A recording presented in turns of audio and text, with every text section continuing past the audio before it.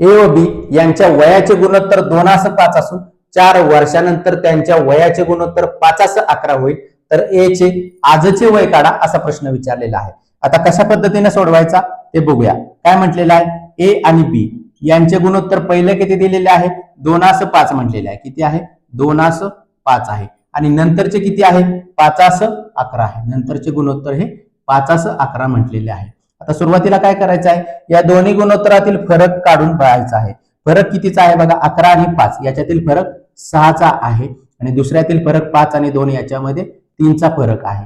आता यापूर्वी आपण गुणोत्तर प्रमाणाची गणित जी पाहिले होते त्याच्यामध्ये 1चा फरक असल्यास आपण डायरेक्ट गुणाकार करण्यास शिकलो होतो, परंतु आता याच्यामध्ये काय आहे, गुणोत्तरातील फरक हा 1 पेक्षा जास्तीचा आहे आणि दोन्ही गुणोत्तरातील फरक हा वेगवेगळा आहे, म्हणून डायरेक्ट गुणाकार करता येणार नाही. म्हणून यासाठी काय करायचं आहे, x ची किंमत काढावी लागणार आहे.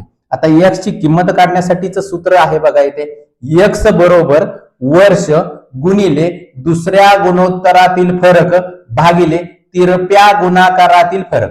किती, तिरप्या गुणाकारातील फरक. आता बघा x बरोबर काय आहे, वर्ष. आता हे दुसरे जे गुणोत्तर आहे ते किती वर्षानंतरचे आहे, 4 वर्षानंतरचे आहे म्हटलेलं आहे बघा इथे, म्हणून वर्ष किती लिहायचे आहे, वर्ष हे 4 लिहायचे आहे, गुणिले दुसऱ्या गुणोत्तरातील फरक.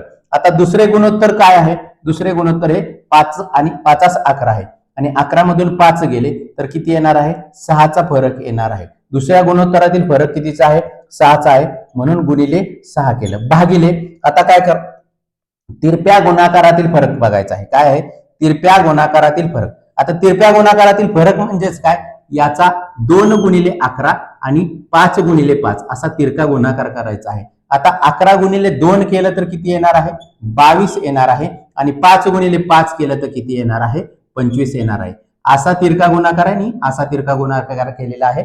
2 गुणिले 11 22, 5 गुणिले 5 किती आले, 25 आले.